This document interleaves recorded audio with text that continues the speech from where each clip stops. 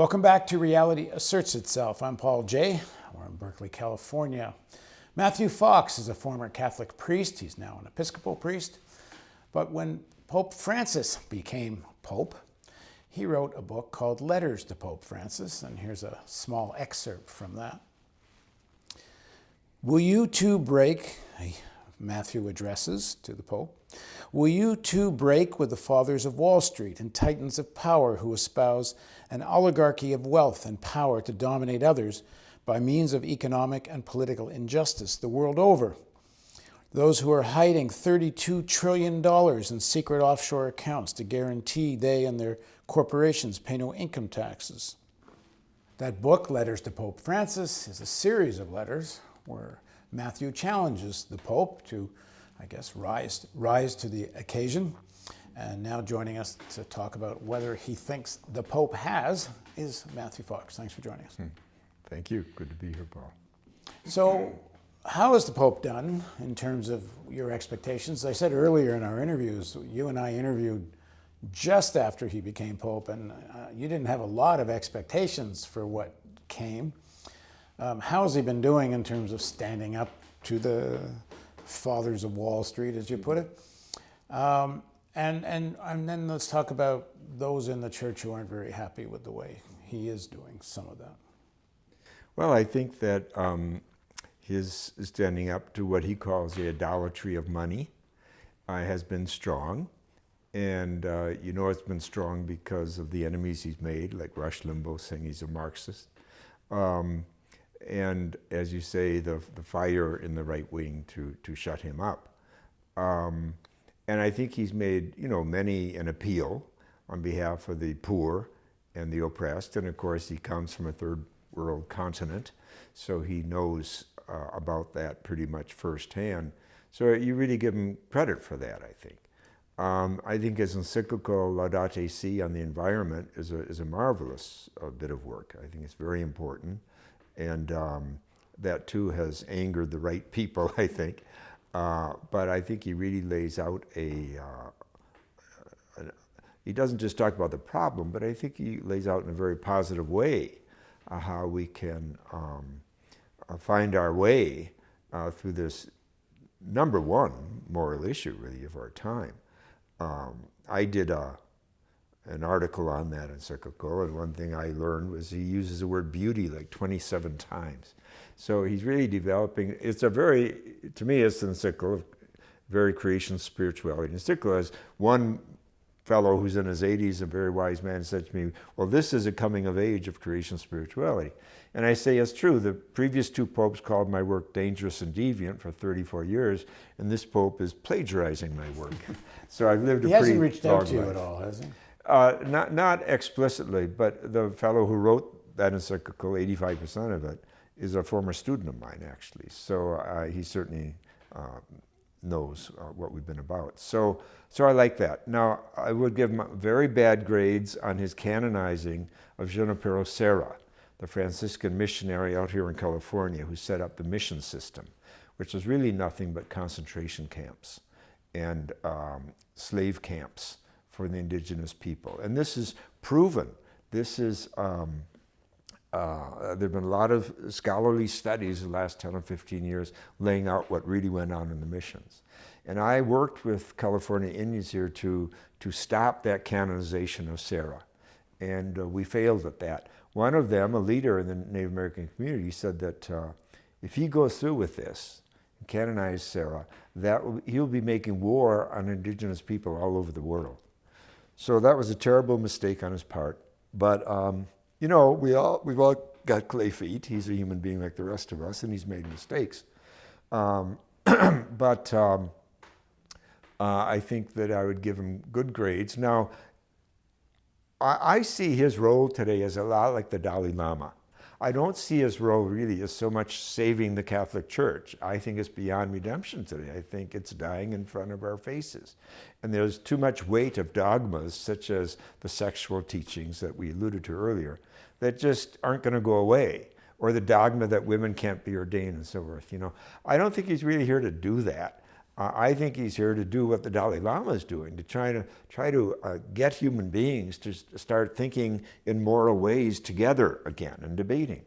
In fact, I told him, I think in my book there, why don't you and the Dalai Lama go on a tour together to 5 different continents and talk about 5 important issues like work and education and women and youth and of course in economics that works for everyone, and by everyone I mean all the species on the planet, not just the human species, and of course the climate. So I think that would be a very good use of his time, actually. And he's been pretty strong on economic inequality. Definitely. I mean, he condemns the excesses of capitalism. Yes. And like a lot of people imagines there could be a capitalism without the excesses. And I personally think that horse has left the barn. But he's taken a lot of flack for it. And both on climate and his issues of inequality have aroused the opposition of people like Steve Bannon, who was in the White House until recently, and is still, I think a lot of people think, in Trump's ear. Opus Dei, the essentially fascist organization within the Catholic Church, and represents a lot of bishops and a lot of the hierarchy. And if they're not directly Opus Dei, and maybe they are, but as you pointed out earlier, they're secret, so it's hard to know who is and who isn't. But the American Cardinal Burke, who claims apparently not to have met Bannon, which I find beyond belief. Yeah, he said this. There's a New York Times piece about Burke and Bannon, and Burke says he's never met Bannon, which I don't understand, because Bannon did a Skype speech to a meeting at the Vatican.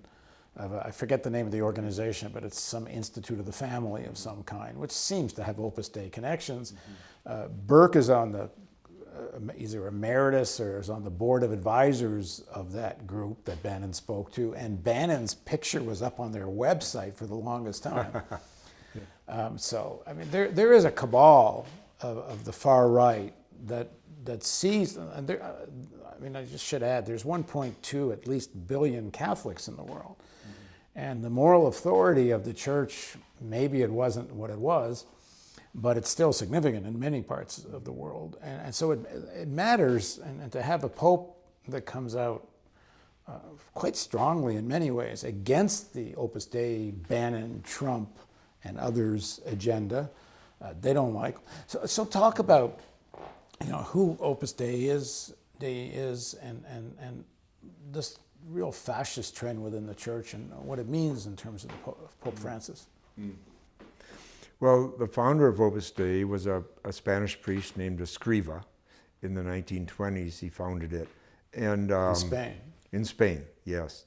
And it played very much into Franco's hands, so much so that Franco, the dictator of Spain, had Opus Dei members on his cabinet and for generations.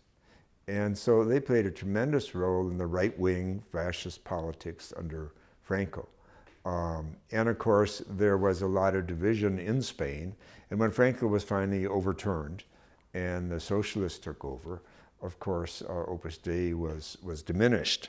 But they had a tremendous impact through religion, but also through politics. And they had their own university and so forth. And of course, they found a lot of followers, if you will, in America, both South America and North America. And the greatest treason subject in America was this fellow, he's in my book.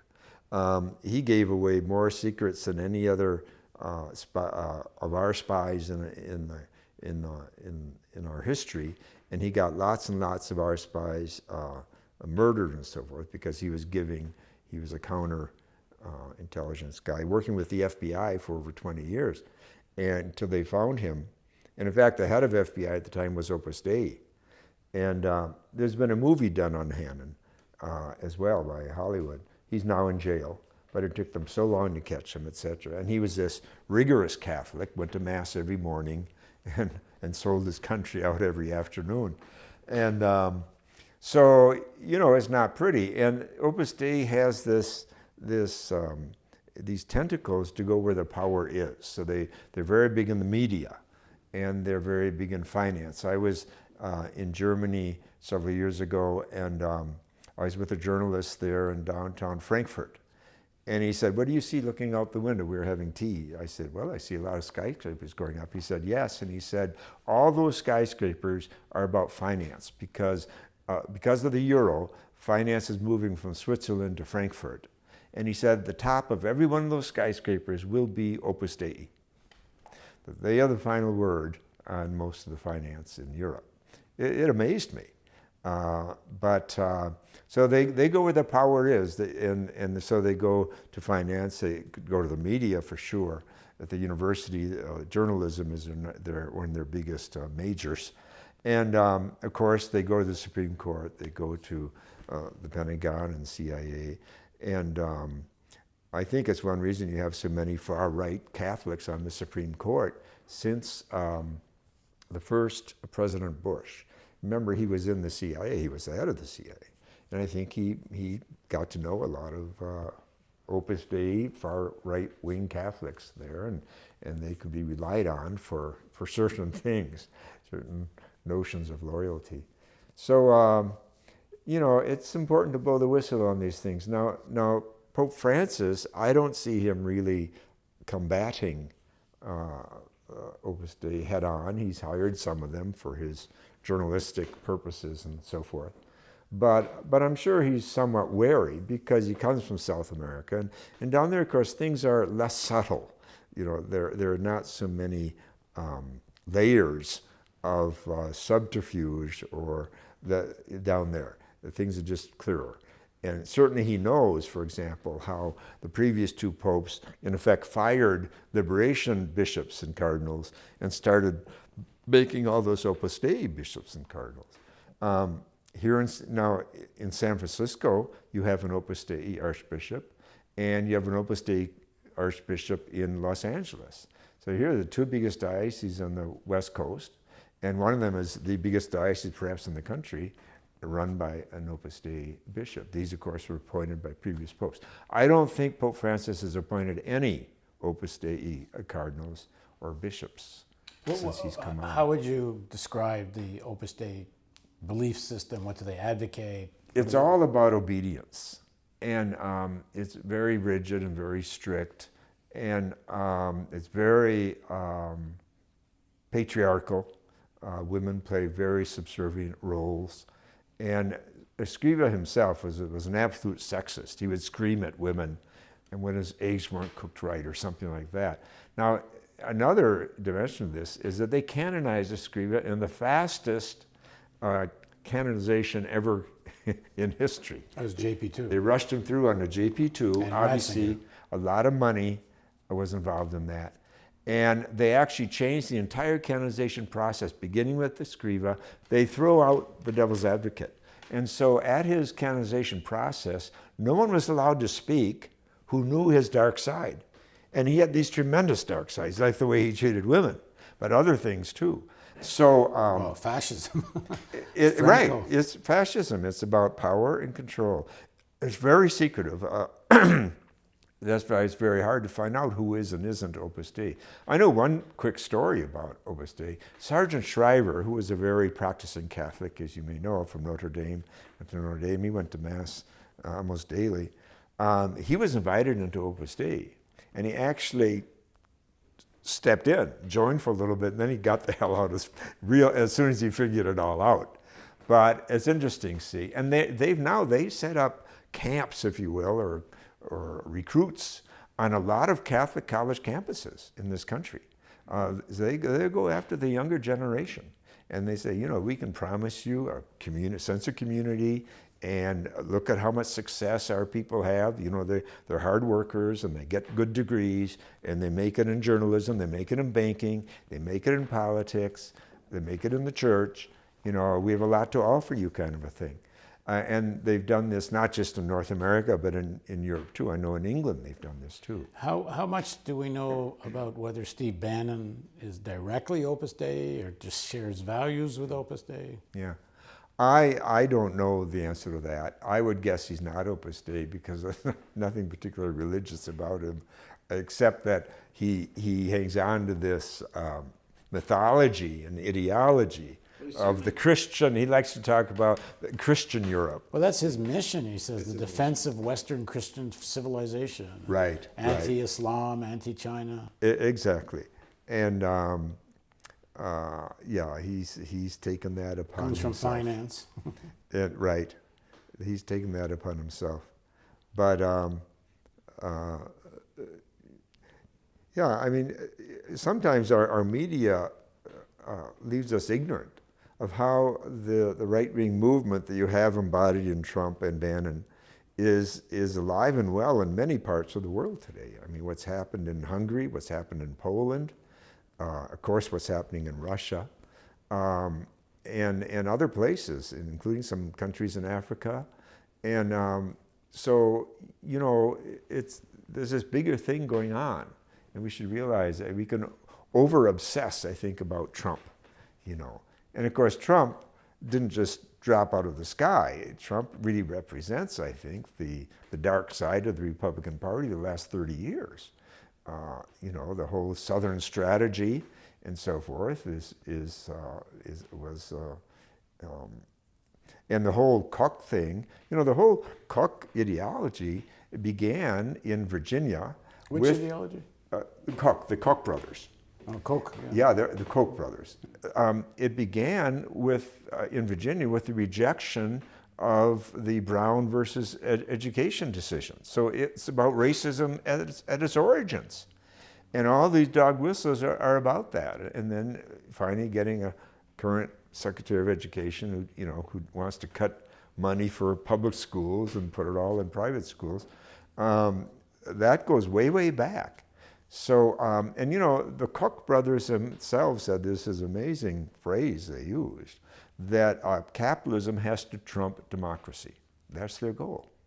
And you have to admit they've been very successful. They've been training judges in this country for decades. All these right-wing judges that now Trump is appointing at all levels of the judiciary, including the Supreme Court, they come out of these Koch schools. That they did a lot of training of lawyers to get them to think in this particular way. Okay, in the next segment of our interview, we're going to talk about American Cardinal Burke targeting not only Pope Francis, but trying to encourage a rise of far-right movements in Europe and here and right into the White House. So please join us for the continuation of Reality Asserts Itself on the Real News Network.